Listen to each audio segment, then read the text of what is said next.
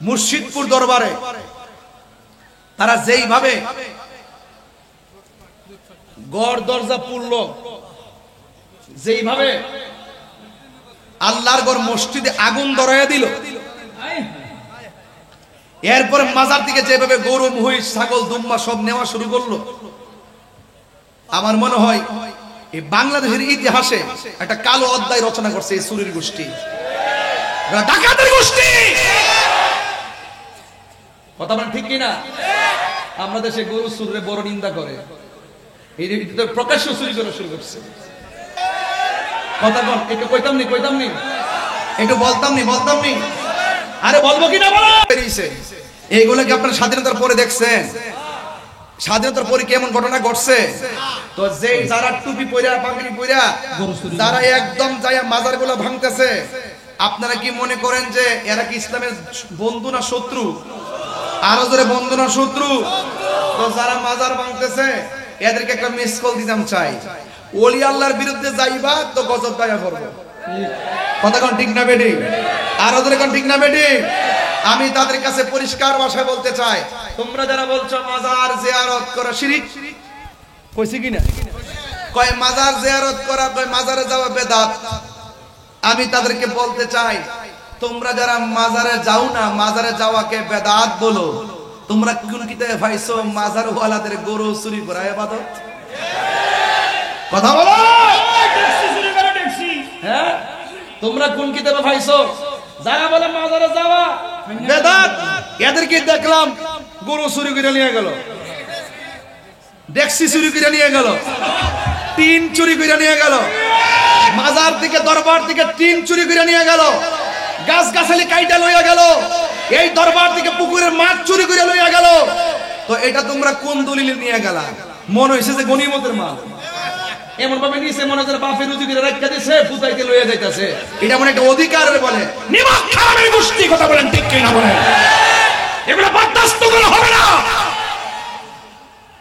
পরিষ্কার কথা বলতে চাই, সুন্নি জামাত যতই ভাবেন দুর্বল না, শুধুমাত্র হালকা মিসকল দেওয়ার ভরে সব পলাই গেছে।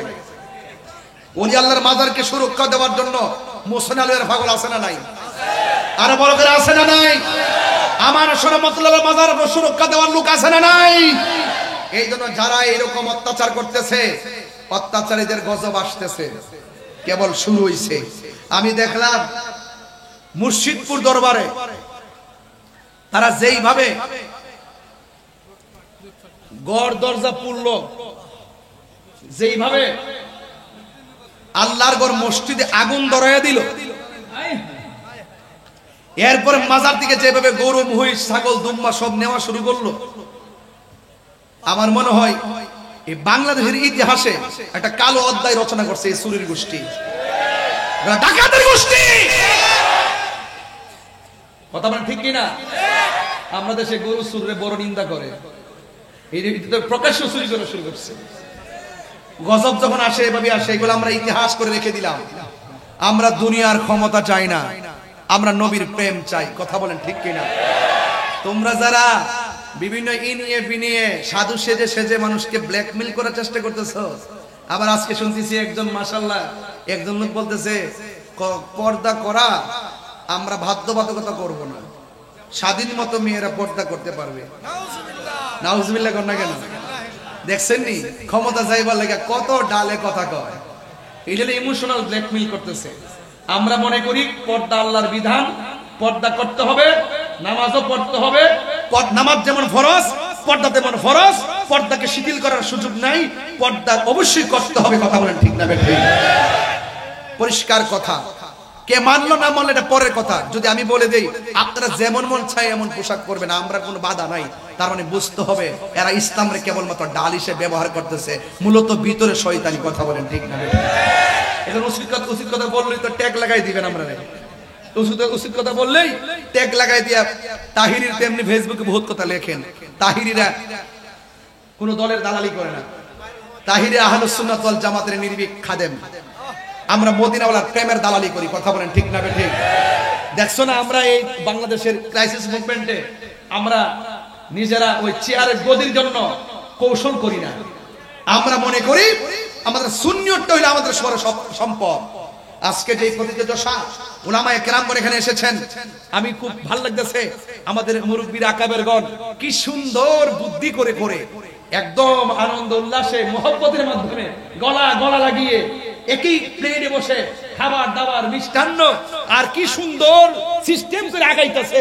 দেখছেননি মুরব্বিদের মুরব্বি জ্ঞান। আমরা পুলা পান্তার আবেগ নিয়ে নাচতে চলতো না। ইনশাআল্লাহ সুন্নিয়ত জেগে উঠেছে। একদিন ইনশাআল্লাহ সুন্নিয়তের আলোচনার জানান দেওয়ার জন্য ঢাকার রাজপথে অলিতে গলিতে সুন্নিরা দখলে থাকবে ইনশাআল্লাহ। কোরআনে সুন্নাহর আলো হচ্ছে না, আরো জোরে হতে হবে। কোরআনে সুন্নাহর আলো ঘরে ঘরে জালো, নারে রিসালাত, আহলে সুন্নাত ওয়াল জামাত। মারহাবাগণ, আমরা কি ঐক্যবদ্ধ আছি? পীর যার যার, সুন্নিয়ত ইনশাআল্লাহ কোন সবাই ইনশাআল্লাহ কোন সব এক থাকবো ইনশাআল্লাহ। আমরা সব দরবারের খানকার পিসাবদের প্রতি সেলুট। আপনারা মুরাকাবা করেন, দুপুর একবার করেন, মাগরিবের পরে একবার করেন, শেষ রাত্রে একবার করেন, কোনো অসুবিধা নাই। কিন্তু মাঝে মাঝে যখন ডাক দেওয়া হবে মাঝে মাঝে পথে আসতে হবে, নাইলে আজকে মসজিদপুর কালকে আবার আরেক জায়গায় আসতে পারি কি পারে না? সকলে ঐক্যবদ্ধ হতে হবে। খানকায় ধ্যান করার নামও ইসলাম, আবার কখনো কখনো বাতিলদের বিরুদ্ধে রাজপথে তলোয়ার নিয়ে নামার নামও ইসলাম। কথা বলেন ঠিক কিনা? আমরা অতীতে একটা সিস্টেমের সুন্নিয়তকে কায়েম করেছি, এখন আমরা ভিন্ন স্টাইলের সুন্নিয়তকে কায়েম করব। এতদিন নরম ভাষায় কথা বলেছি, এখন গরম ভাষায় কথা বলবো, কারণ সোজা আঙ্গুলে ঘি ওঠে না। এই জন্য আমি প্রায় সময় অনেক সময় একটু রাগান্বিত হয়ে কথা বলি। এই জন্যই বলি, কারণ এই সরল সহজ কথা কেউ বুঝবে না। এই দেশে দেখছি যারা জ্বালাও পোড়াও করতে পারে এদের কথা শিরোনামে আসে, পত্রিকায় আসে, টেলিভিশনে আসে। যারা গাড়ি ঘোড়া ভাঙতে পারে এদের নাম টেলিভিশনে আসে, যারা মাজার ভাঙতে পারে এদের কথা আসে। কথা কোন ঠিক না বেটি? যারা যায় মাজার ভাঙে এদের শিরোনাম দেয়। কিন্তু আমরা যে নির্যাতিত হচ্ছি, আমাদেরকে যে কোণঠাসা করে রাখতেছে, সুন্নি জামাতকে যে দাবি রাখার জন্য ষড়যন্ত্র চলতেছে, এই কথাগুলো কেউ বলে না। তাইলে এখন চ্যালেঞ্জ করলাম, আমরা আমাদের অধিকার আদায় করব। কথা বলেন ঠিক না বেঠে? আমরা আমাদের অধিকার আদায় করব। চট্টগ্রামের মানুষ, আমি প্রায় মাহফিলে বলেছি, চট্টগ্রাম মানে হলো সুন্নিয়তের ক্যান্টনমেন্ট। এখান থেকে আওয়াজ হবে, সারা বাংলাদেশের বাতিলরা থরথর করে কাঁপবে ইনশাআল্লাহ। ইনশাআল্লাহ ইনশাআল্লাহ। ভালোবাসার জায়গা মদিনা, ভালো লাগার জায়গা মদিনা, বলো ভালোবাসার ভালো লাগা জায়গা মদিনা। এত সুন্দর জায়গা কোথাও দেখি না, এত সুন্দর জায়গা কোথাও দেখি না। সাজিয়েছেন দয়াল রব্বানা, সাজিয়েছেন দয়াল রব্বানা, ভালো লাগার জায়গা মদিনা, বলো ভালোবাসার জায়গা মদিনা, ভালো লাগার জায়গা মদিনা। একদিন কবর যাব কেউ তো যাবে না, একদিন কবর যাব কেউ তো যাবে না। যাবে না আমার শাহে মদিনা, যাবে না আমার শাহে মদিনা, ভালো লাগার জায়গা মদিনা, বলো ভালো লাগার না, বলুন ভালো লাগার জায়গা মদিনা, ভালো লাগার জায়গা মদিনা। একদিন কবর যাব কেউ তো যাবে না। নবী যাওয়ার ক্ষমতা আছে না নাই? আর জোরে বলে নবী যাওয়ার ক্ষমতা আছে না নাই? ওয়ামা কুনতা তাকুলু ফি হক্কে হাজার রাজুল, এই হাজার রাজুল মানে হলো নবী কবরে হাজির ও নাজির। কথা বলেন ঠিক কিনা? একদিন কবরে যাব কেউ তো যাবে না, একদিন কবরে যাব কেউ তো যাবে না, যাবে না আমার শাহে মদিনা ভালো লাগার জায়গা মদিনা, ভালো লাগার জায়গা মদিনা ভালো লাগার জায়গা মদিনা। জোরে জোরে কি আল্লাহু আকবার বলা যাবে না? কবরের ভিতরে কি ছবি না নবী? এই রায়পুরা গুরুস্থানের ভিতরে যাইয়াছি গান, আপনি যে কবরের মধ্যে আসছেন এই কবরটা কেমন? ওই মুর্দার বলবে কবরটা বড় চমৎকার। কই কেমনে? কই কবরে নামতে দেরি, রাহমাতুল্লিল আলামিন আমাদেরকে কোলে নিতে দেরি করে নাই। নবীর আশিকদেরকে আশিকরা দেখতে পারবে, এতে কোনো সন্দেহ আছে? আর কোনো সন্দেহ আছে? এই জন্য যুবক আমি বলেছি আপনাদেরকে কবর যাওয়া লাগবে। ওই কবরের ভিতরে তিনটা শাস্তি হবে। এই কবর আযাব থেকে বাঁচতে গেলে ফাসাল্লি লিরাব্বিকা ওয়ানহার, আমাদের নামাজের দরকার আছে না নাই? আর জোরে বলো আছে না নাই? এই জন্য যুবক আমার নামাজ পড়লে চলবে না। নামাজ পড়বেন নবীরে মাইনা, নামাজ পড়বেন ওলি আল্লাহ মাইনা, নামাজ পড়বেন মা বাবাকে মাইনা, নামাজ পড়বেন বড়কে শ্রদ্ধা কইরা, নামাজ পড়বেন ছোটকে স্নেহ কইরা, নামাজ পড়বেন মানুষের হক না মাইরা।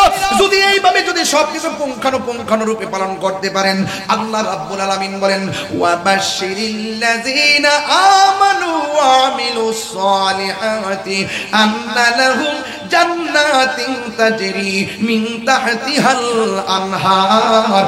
আপনারা জবান খুলে কোন জান্নাত দেওয়ার মালিক কে? এই জন্য কারা কারা নামাজের পক্ষে আছেন একটু হাত তোলেন। আমরা নবীকে ভালোবাসতে চাই কি চাই না? এই কথাগুলো একটু বড় করে বলতে হবে, বিদায় বেলার কথা তো, একটু আওয়াজ করে কোন আমরা নবী চাই কি চাই না?